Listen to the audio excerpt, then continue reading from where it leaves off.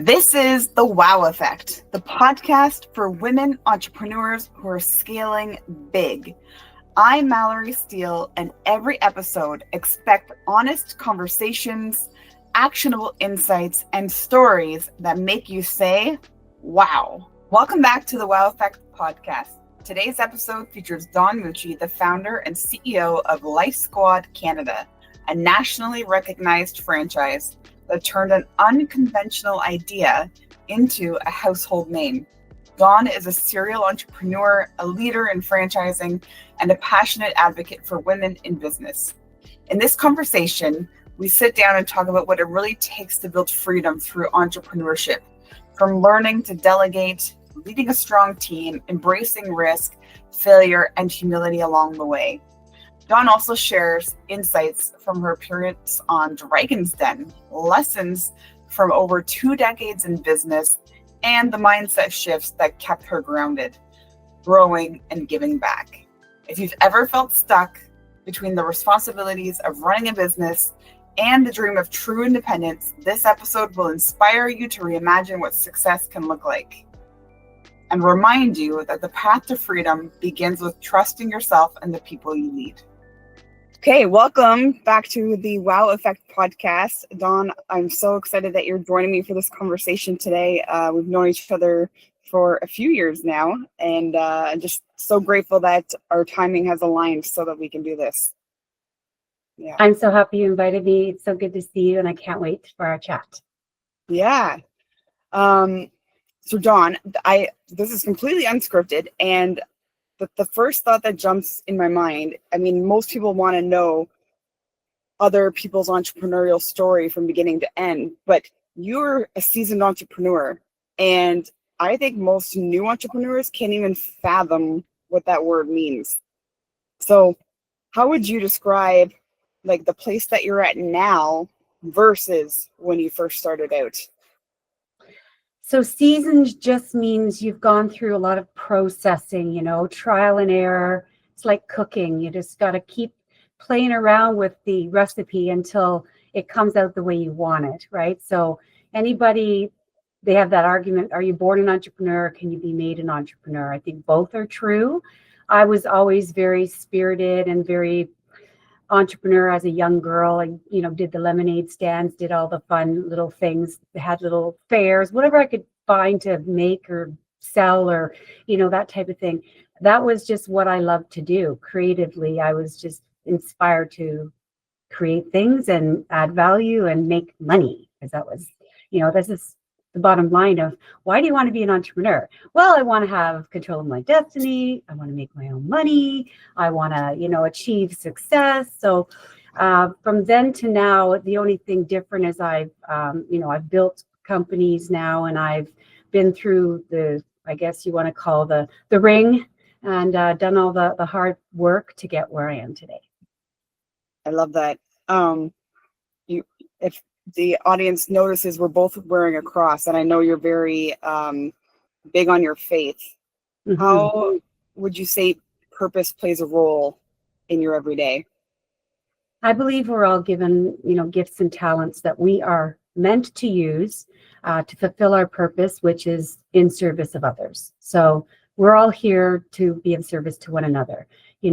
And in my capacity, it's helping people with head lice or getting haircuts or, mentorship and that type of thing. So I feel that I'm using the gifts and talents God gave me to live that purpose. And it's a weird calling, head lice, removal franchise, very odd, but it's what I was asked to do. And, you never say no to the good Lord when he asks you to do something.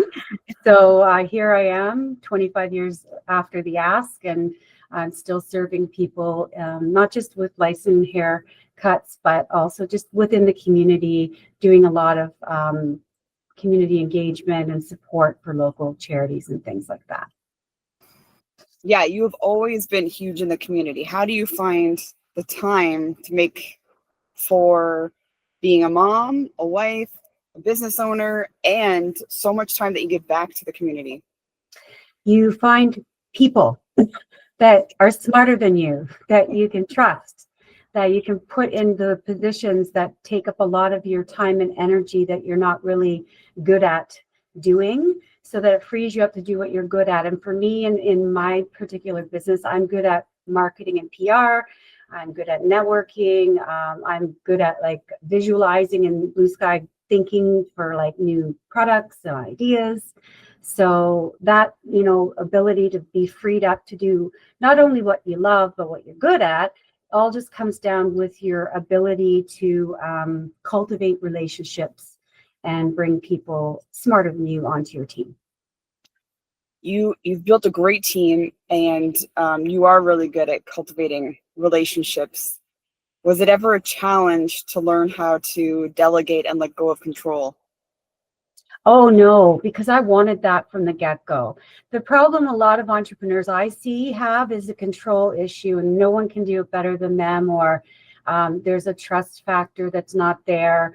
The first thing I wanted to spend any additional money that I had was on people smarter than me that I could bring in and to do the things I wasn't good at.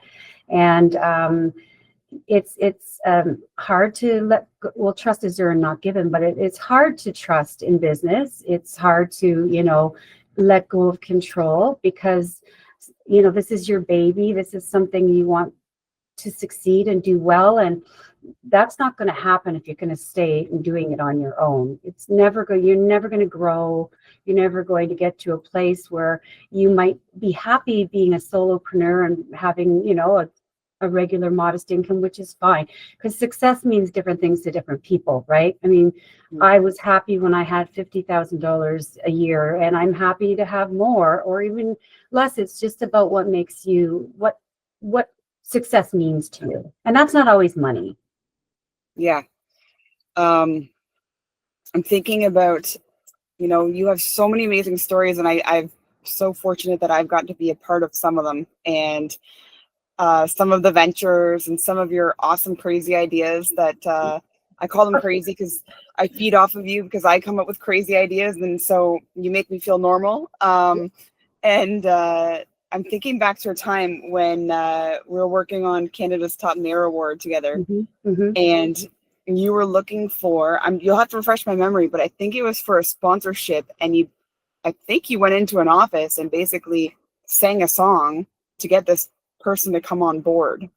Do you know what I'm referencing? Whatever it takes. When you're, entrepreneurship is crazy. It's crazy time. It's crazy making. It's, and entrepreneurs have to be a little crazy and bold and courageous. It's better than crazy, courageous, because we have to go after what we want, and we have to be brave enough to step outside of our comfort zone and do things that maybe we've never done before, or maybe we're afraid to do. And 9 times out of 10, once you do it, you're like, oh, there was no reason for me to be all worried about that, and you have to be prepared to fail and make a big fat fool of yourself, because that needs to happen to humble you, and it also needs to happen to be the thing that gives you those stepping stones towards your success, because failure is an option and should always be looked at as a learning experience. So I've failed a lot. I'm not afraid to fail.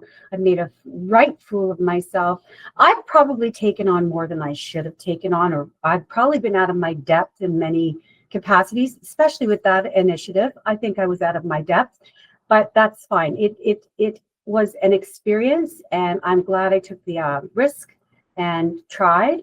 And now I know that events are not for me.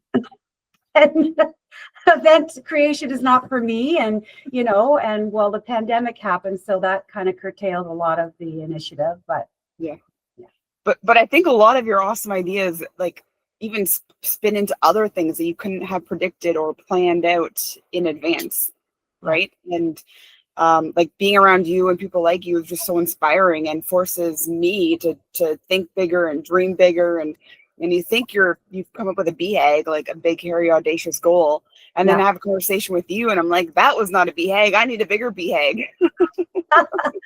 Well, no, I think we pace each other well in the fact. is women in business, our main initiative and goal should be always to support and elevate each other. It's not really a competition in the sense that, we really all have our unique ideas and our unique gifts and talents. And the best thing we can do for each other as women in business is to support no matter what it is. And even if you think it sounds crazy, you know what? The support means a lot, and elevating each other's ideas and things like that are so important. I think you worded that perfectly. And then I think I meant more like, instead of getting stuck in your head and thinking small, being around people who are inspirational force you to think bigger. Oh yeah, definitely. Yeah. There's the other opposite to that, though, when you sometimes, I don't know about you, but for me, if I'm around somebody who's uber successful or who has these, I kind of feel like I'm not doing too well. Like I sort of feel like I'm not like a success. I not that I feel smaller, but I just feel like I don't measure up when and that's the good point you made, because those are the type of people you want to surround yourself with, because you want to measure up to them at some point, right? So that's a really good point, to be around people who have exceeded or who've got things that you would never have thought of, right? And you can pick their brains or learn from them. Yeah. And how often do you ever get stuck in your head? Right? You got those hats made for us. F it. Yes. I get stuck in my head on a regular. Yeah. That's not uncommon. I mean, because we're not just trying to deal with business and growth and all of those things. We have, like you said, we have lives, we have families, we have so many other irons in the fire. And it's easy to get stuck in your head on a number of those things, right? But for me, I find time alone in prayer and meditation really helps me to clear out those cobwebs that get me stuck and refocus me on my, top 3 goals for the day. I try to keep things in small packages, because then if it's too much, I get overwhelmed and I might procrastinate, moving forward with a certain initiative. So small packages. I think you're very good with your boundaries and your intentions. Did that take some practice, or were you always that way? No, I never had good boundaries. It was learning through having people cross those boundaries that I learned my boundaries. I was a people pleaser. I wanted people to like me. I wanted to prove that I was good enough and worthy enough. Like most women and most human beings, really, we just want to belong. We just want to be accepted and have value. So I didn't have a lot of that growing up. So it was something I had to learn in my middle-aged years, that I, didn't really need to prove anything to anyone. And I didn't have to have people like me or, be thought of as a success, because what's most important to me is what I think of myself and what God thinks of me and my, close circle. So I'm not running around anymore with my walls down, letting people, poke at me for my, my shortcomings, because that's part of who I am. Yeah, part of what I admire about you. Thank you. One of your many traits that I admire. Tell me about your morning routine, or before you jump into your day. Oh yes. So I don't jump into my day until 12 o'clock, because like I said, I didn't say this, but I should have. Self-care, mentally, physically, emotionally, and spiritually, are so important and foundational to anybody's success, no matter what they're doing.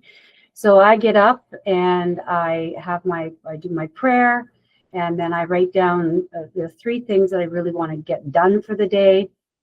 I have a nice strong coffee, and then I go outside and I sit in my swim spa and I meditate for about 20 minutes to a half an hour. Then I have a swim for about a half an hour, and then I take a sauna and a cold plunge. I know I sound like a little brat, spoiled rotten out there doing all these things every day, but I have to do them, because not only physically do I need the strength, I mentally and spiritually need that strength. So I take those hours in the morning and I give them to myself, and then I'll go through my emails, I'll go to the office, I'll do whatever is on that list of 3 priorities, and then, get on with my day.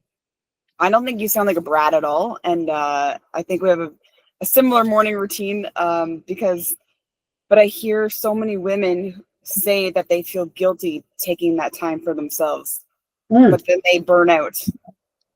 Who made the 9 to 5 rule? I don't know who made that rule.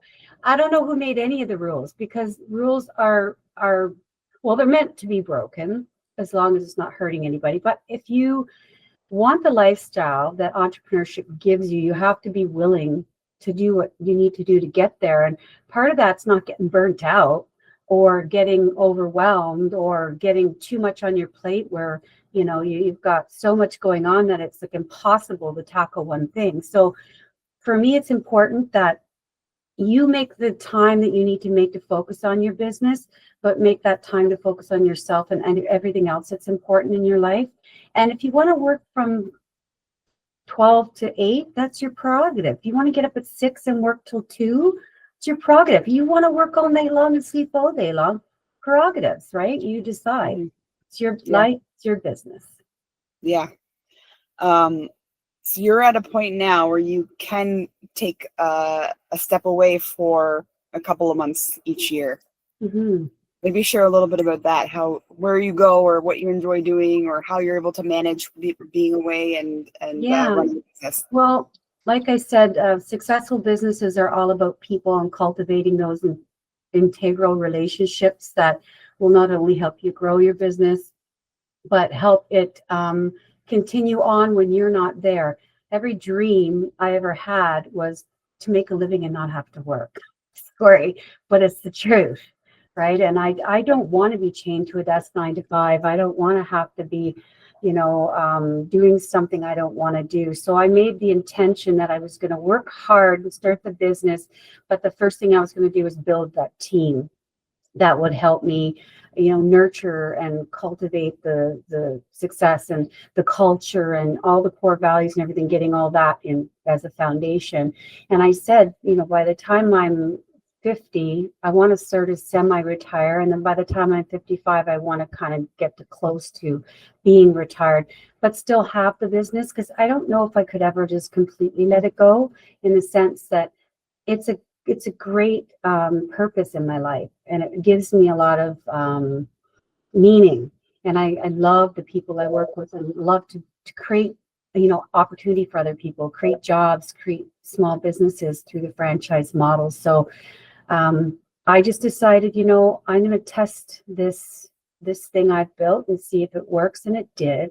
So I just continue to just go a little bit further every year just to test out what's possible.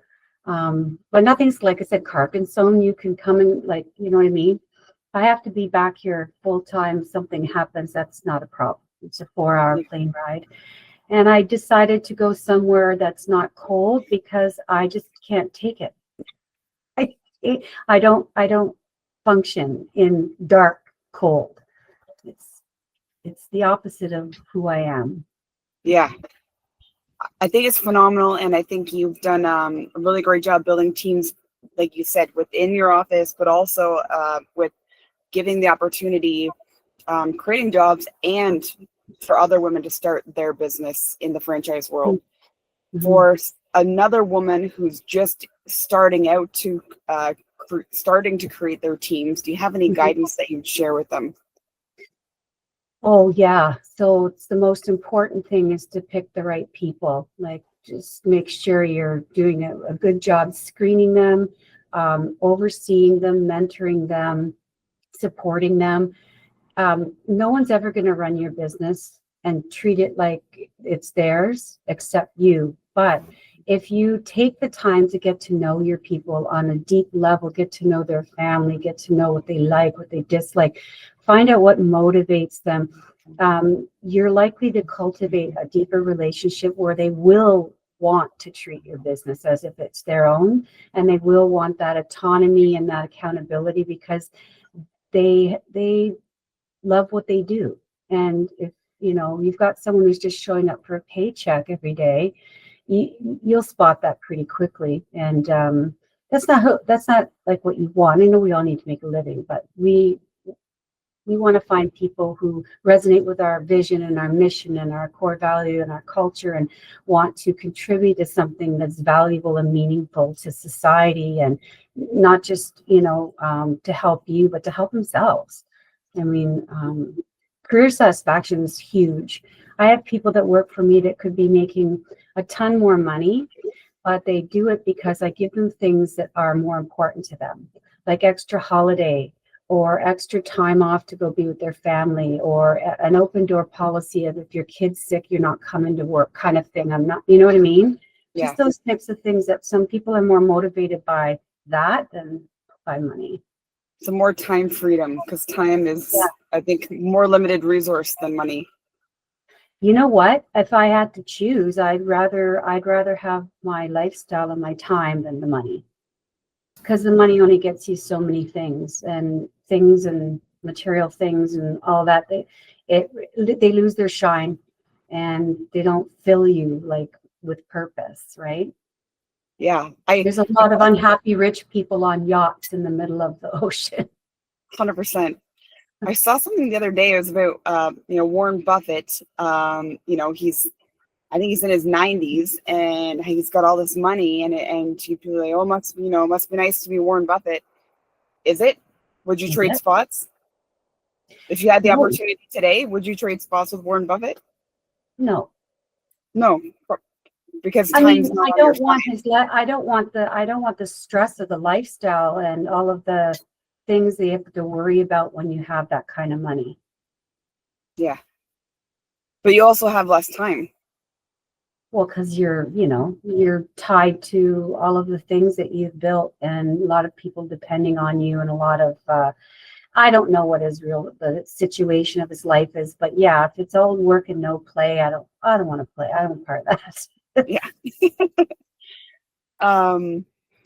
What about the franchise side? Are you still expanding there? Are you still opening up more, like allowing more franchisees to join you in this opportunity? And how has that helped other women to find freedom in their own life?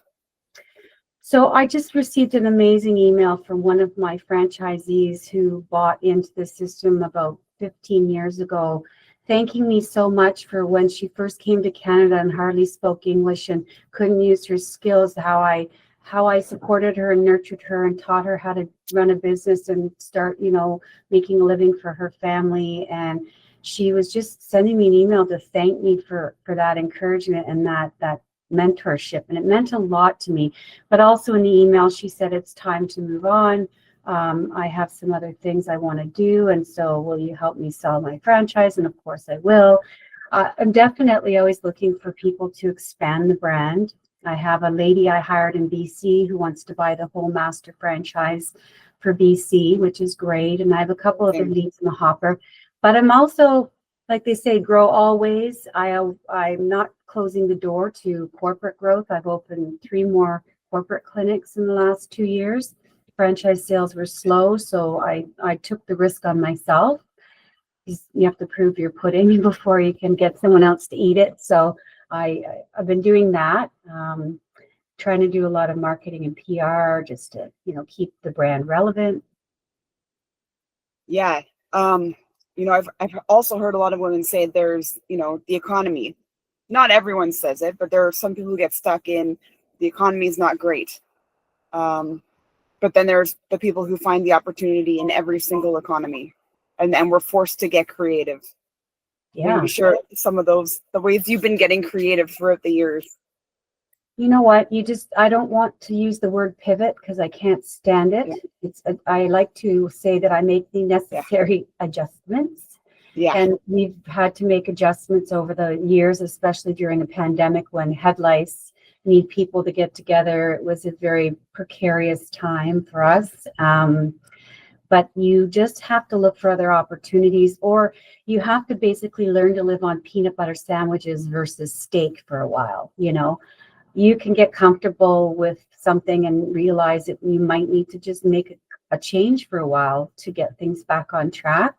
So I'm all about just like life is a series of adjustments. That's all it is. There's always going to be change. There's always going to be opportunity. So look for those things, but you can't blame the economy. You can't blame what someone else did. You have to be accountable and take responsibility for your destiny. So you can blame the weather all you want.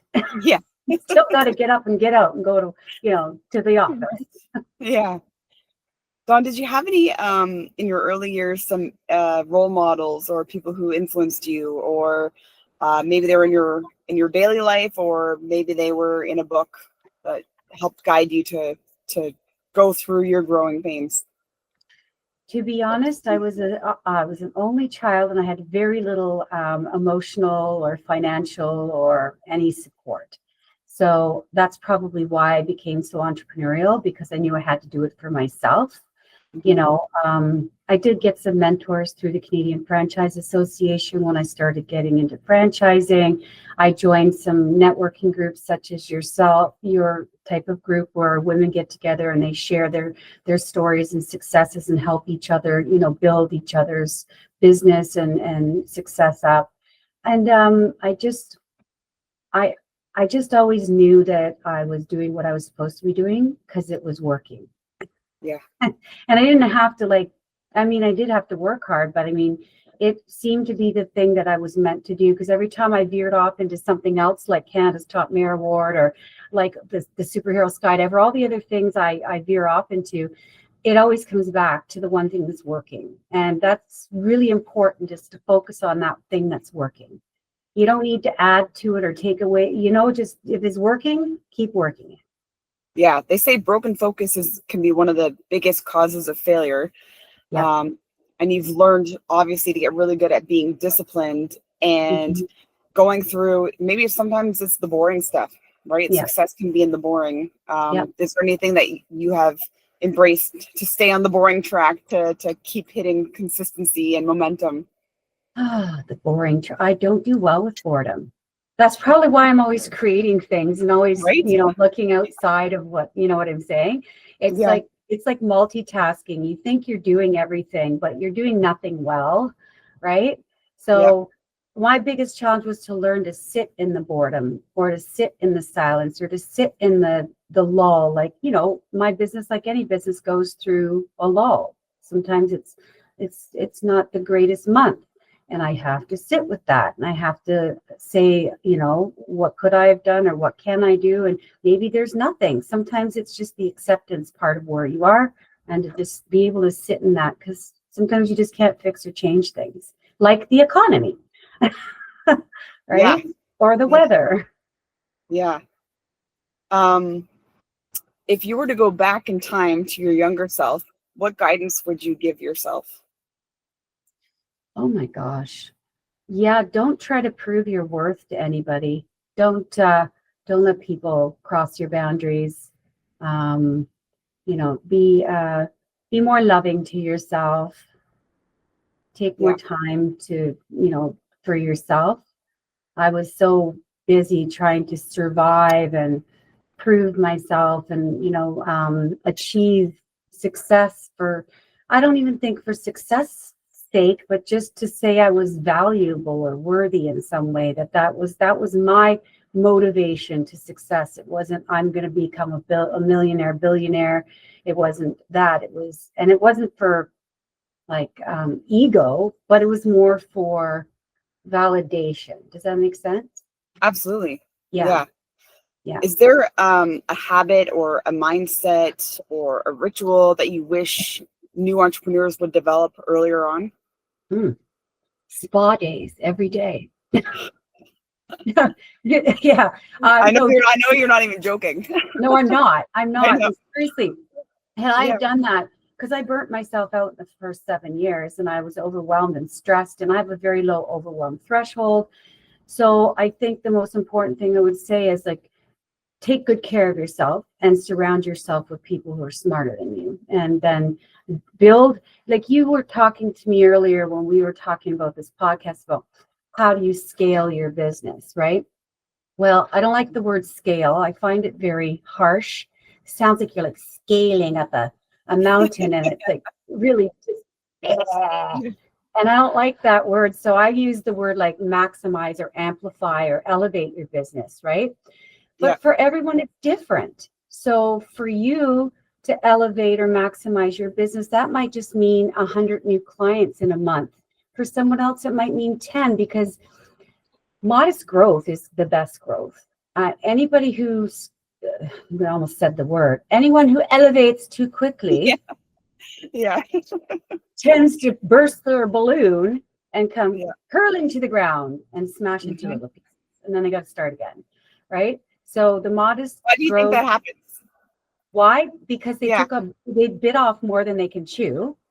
They went too high. It's like scuba diving. You go down fast, but you better come up slow. Like there's just certain rules in life and in business. And if you've got the resources and you have the people and you have the finances and you have the capacity to be taking on large amounts of decisions in a day, scale is, oh, I said it. Elevate as fast as you want. I've rooted it in your brain. So put it there. You put it there. Yes. Amplify is as fast as you want. But most of the entrepreneurs that I've spoken to have given me the advice that, people that grow too fast end up imploding. And so it's better to take your time and build a strong foundation. And, that was told to me just recently by a very well-known entrepreneur who was very awesome in his advice. Yeah. So you're referencing the word scale, and I recently had a conversation with somebody where they asked me, "How are you doing?" And I said, "I'm fired up." That's good. What's that? That's good. Fired up's good. But I thought that was my perspective, because since a young child, it was like, how are you? You're either great or you're fired up, or it's awesome and you're like fired up. But for this other person I was having the conversation with, it was a negative word. So they interpret it as like I was angry about something. I was frustrated fired with something. up. Yeah. Yeah. So then it led to this whole conversation around like our perspective on words, where it's our interpretation of it. So scale, to me, I love the word scale. How are we scaling? It's thoughtful, it's strategic, it's logical. But to you've associated it with like icky, like, right? Like scaling a fish or scaling a mountain or something difficult. Like, I'm picturing a snake now. Difficult and yucky, yeah, like a snake. I love it. The word just sounds harsh, I guess, but it doesn't matter. That's just personal. No, it's just interesting how we can, on those are just words, right? How we interpret them, and then communication and how we can easily be saying the exact same thing, but interpret it completely different. Exactly. Yeah, so much fun. I love figuring people out. I love having these conversations. What would you say, I guess, how do you celebrate your wins? Like, you've had several wins along the way. You probably are like most entrepreneurs, where you're dreaming about the next thing before you even hit the first thing. How do you know when you're there, and how do you celebrate along the way? I don't think you're ever really there. I mean, it's like that. It's like it's a never-ending journey, right? It's you're riding on a wave, and it goes up and it goes down, and sometimes it's just calm, and you hit peaks and you're like, wow, this is awesome, and then it goes down and you're like, this really sucks. And then the water's calm. You're like, oh, it's not so bad. Right. I mean, I get very excited when something good happens, but equally when something bad happens, it excites me too, because then I realize, oh, there's opportunity maybe to look at this in a different way or try something new. And you know what I mean? So celebrating, I love nature. I'll go sit in my kayak and enjoy the clouds floating by, and I do happy dances in the office. We just had Chinese food today for Thanksgiving with the staff. Just every, little things like that. Yeah. You do a good job of, celebrating the birthdays, right? Cakes and singing, and you've made life fun with this whole superhero theme. So you're always finding ways to integrate fun into everything that you're doing too. I try. Well, you have to, like, I'm in the headlights business. I have to try and have fun with it, right? And I had another person tell me that I needed to tweak my business because the superhero thing wasn't right. And I said, well, do you want to come into a clinical kind of dry kind of space where, you know, you're feeling like something's really wrong with you? Do you want to come in somewhere where you feel uplifted and you feel like happy and you get a cape and you leave there feeling like a superhero? Like, I wanted it to be fun and I wanted it to be uplifting. I didn't want it to be medical and so darn serious especially for the kids, right? Yeah. So that's why I did that. And the person that told me I needed to tweak it, I didn't even ask, what would you suggest I tweak it to? Because I'm not going to tweak it. It works. Kids love Yeah. it. Well, I think because you're so clear on your values and your boundaries and your mission, like you're the personality of your brand, that you can dismiss some of those ideas because they're obviously missing the point. Mm-hmm. Yeah. I always say people don't get it until they actually get it. Yeah. Like, you're not going to get what I do or even want to get what I do unless you actually have gone through it, and then you'll understand not just the fear factor and the empathy and all of that, but just the helplessness most people feel when they have bugs in their hair, or when they have a child who needs a haircut and they're highly autistic and they can't get anyone to sit them in a chair or anyone to even try and do their hair. Like, it's that you have to have experienced and lived experience to understand certain things, right? Yeah, absolutely. Not to derail us, but That was a downer of a bit of a. yeah, it was a little bit of a downer. I said that. I'll switch it around, because what I was thinking was, you've gone in a different super fun direction with the superhero theme, and you help so many kids who are autistic and their parents. Like, their parents Mm-hmm. must love you for providing that space for them. Mm-hmm. And we recently got our WOW gear, our WOW, wear, our sweaters and stuff. Wow, wear, love it. Our WOW wear, all say free hugs, because nice. I've been to so many conferences where I end up spending the whole time in the washroom giving hugs to the women who are coming in there crying to regroup because they don't feel like they don't belong there. So now everywhere, I love putting it on and going out in public, and people see it and they're like, I want a hug. I want a hug. Give me a hug. That's beautiful, Mallory. No, that is absolutely beautiful. It's like you said, what we need more of with women in business, right? We need more of that encouragement and elevation, because it is hard. And we do tend to compare ourselves with others. And we do tend to, think we may not be good enough when we see somebody who's really achieved so much. And it's like being in a room with Oprah or somebody. You're like, oh my God, like, yeah, it's overwhelming. Yeah, it can be overwhelming.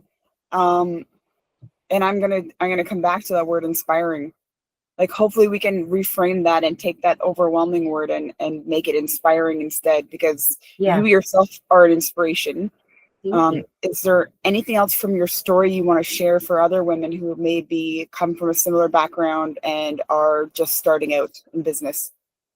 Yeah, you can really achieve anything that you set your mind to, as long as you have a clear, vision and mission and purpose, and that you're willing and able to allow other people to come around and elevate you and help you get there. I dropped out of high school. I didn't get formal business education. I never had the privilege, or, I didn't have the resources. I started from scratch, literally. And I achieved what I think is some form of success that I'm proud of. I could have achieved more or less. I would still be proud of the fact that I did it. And I didn't let all those obstacles stand in my way, because you can learn anything.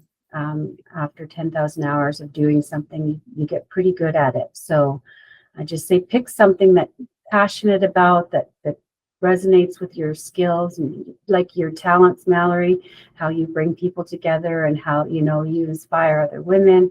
And find that thing and just keep going with it.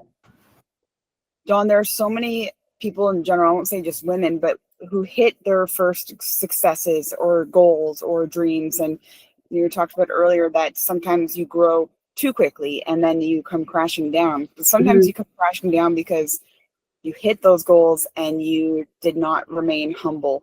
And you have managed to remain humble. Is there anything that you practice to stay in that state and not take what you've built for granted? I keep making a fool of myself. There we go. I'm That walking works. down the road in a superhero cape. You know what? Humility. I mean, it's important, right? You have to get knocked down a few pegs every now and again to realize, right? Like for me, I'm okay with that because I do make a lot of mistakes and I do sort of sometimes overshoot the mark or take on more than I, can cope with. And I get a slice of humble pie and I'm okay with it. It's like when you put your foot in your mouth, right? Just add a little salt, take it out, and you're good, right? I think we all need to be humble and modest in our day-to-day lives, whether that's through business or being a parent or a sister or a friend or, Yeah. Dawn, I've really enjoyed this. I'm wondering if there's anything I didn't ask you that I should have asked. When does this air, my friend? Oh, good question. We're probably a couple months out. Oh, good. Then Yeah. I can share with you that I got a few slices of humble pie on my appearance on the Dragon's Den. Tell us. So I never wanted to go on the show in 20 years, but I watched it religiously. I love the whole idea of supporting entrepreneurs and, all these great businesses. And it's one of my favorite shows. But their 20th anniversary is this year. And I thought, you know what? I should just go on just to see, what it's like. And I was very happy to have been selected out of thousands of applicants to be on this 20th anniversary show. But I think there's 40 people out of the thousands that applied. So remember I said people don't get it until they get it? Yes. He didn't get it. Wow. He didn't get it. And I went in there with such enthusiasm and such anticipation of like they're gonna see what great work we're doing and they're just gonna love the mission and the vision. And I was like so amped up and they did not get it. And there was some good advice, there was some not nice things said, but at the end of the day it humbled me because I might not have seen some of the things they saw. And I literally, when I went in, was so nervous. I lost complete train of my thought. I forgot all my numbers, which is the worst thing you can do. So that's part and parcel why I probably, didn't walk away as happy as I could have because I got so nervous. But at the end of the day, it was a great experience just to see it from the other side. It's TV. So you make good TV, and just to be selected to have been on the show for that milestone anniversary and to have had the experience and also to have some humble pie served to me because I went in there thinking, wow, I've got the best business you're ever going to see. And they didn't get it. And I'm like, wow, that's something else. And I actually cried a little on the way home because I felt like they didn't get it. And then I thought, but they don't have to get it. I get it. Yeah. And the people who hire my services or start a franchise or work for me, they get it. That's the most important thing, And it's also a great opportunity to put the brand out there on a national level. So it's a great opportunity to put the brand out there, and it makes you feel alive, like that excitement, that fear, that nervousness. It was terrifying. Well, it wasn't terrifying. It was exciting, right? Yeah. To the point of, I mean, I lost my marbles as soon as I finished my pitch. Somebody said something that totally threw me off, and I went blank. I couldn't believe it. Like I'd never done that before. But I guess I was really intimidated by the caliber of people that were sitting on that stage looking at me and judging my business, right? but that's okay. It was a great, experience. I'm not supposed to talk about being on the show or doing anything like that. So this is 2 months out. We're good. We'll make sure, that we'll release it after the show. So that's Thank amazing. you to all the producers and the Dragons for having me. It was a great experience. I would have liked it to go a little nicer for me, but that's okay. It was a wonderful opportunity, and I'm glad I actually I had the courage to do it. Dawn, you made me think of a story, because I have something similar where because I think we both share Indigenous background as well, right? I'm very, very minute amount. Minute. Okay. My mother's mother. So I, 1 year said, you know what, I'm going to make it a priority to get involved in the Indigenous community that I'm from, because I've never prioritized it before, and I should. And I said, whatever they send my way first this year, I will participate in. Well, the first thing they sent me was a thing called the powwow pitch. I was like, I hate doing pitches. Like, oh my God, they're so intimidating. Like, okay. Yeah. And I was like, all right, well, I made this promise to myself, and I'm somebody of integrity, so I'm going to follow through on the promise I made myself. So I went through with it, and I came into like the top 10 out of thousands of entrepreneurs. And it was like a technology for the Chamber of Commerce that I was pitching. And I did not win either. I think I was the top 3 or something. I think I was 3rd place. And I asked them for feedback. And, these are people from like, they're entrepreneurs, but they're also from like Shopify and credit card companies, like very large companies. And I asked, how come, like, what's the feedback for me to improve? And they said, well, you didn't explain what a Chamber of Commerce is, and none of us know what that is. I was like, what? So that opened up a whole other different opportunity, right? Like that all around education, and like how do these large companies not even know what that is? I found that fascinating. So you until you're in front of different audiences to receive that feedback, you assume everybody has the same information that you have, right? That is so true, because I went in thinking, one thing, but they didn't have a clue what I was doing. The only person on the panel that ever actually got licensed was the bald guy, of all things. And I'm like, and one of them wouldn't even come up and get their head checked, because there was so much stigma around it that they were like not having anything to do with it. But the bald guy, Wes, was like, oh, back in my country, they used to pour kerosene on my head to get rid of the lice. And I'm thinking, that's the last person I thought would ever have the empathetic, I get it experience, right? Yeah. But my business isn't his wheelhouse, I'm sure. But like you said, you think people understand or know something, but you can't assume. You have to sometimes really educate. These are really good reality checks, because now you can take it back and implement it in messaging, which is so important. Yes, absolutely. Right? Yeah. Yeah. Oh, that was really good. I'm glad you got to share that story with us. And anything else that I missed? I don't know. Okay. we could go on forever. I know we have lots of really, really awesome conversations, but I think we've covered a lot today.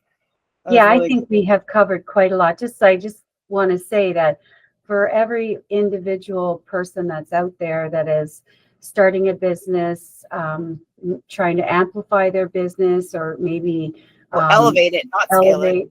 Yeah. Just know that your success is an individualized thing. Don't ever compare it to anybody else's. I don't compare myself to you, Mallory, and I'm sure vice versa, right? I think the important thing is you build the success you want, whether that's a lifestyle, whether that's more money, whether that's whatever it is for you. And the people around you, just encourage them to do the same, because the more that we elevate each other, and less competition and more acceptance, and more like just knowing success is a variable, right? What is success, right? It's an individual thing. Thank you so much, Dawn. Thank you so much for taking the time to join me today. This was a lot of fun. I really enjoyed being here with you, Mal, and let's just keep elevating each other. I love it. We'll keep elevating. That's a wrap. That's a wrap. That's a wrap. That was great. If you enjoyed today's conversation, make sure to follow the show so you don't miss an episode. Subscribe to our YouTube channel, and you're going to love what we have coming up. If you found value in what you heard, share it with a friend who might need it too. Until next time, keep building your dream life and your dream business.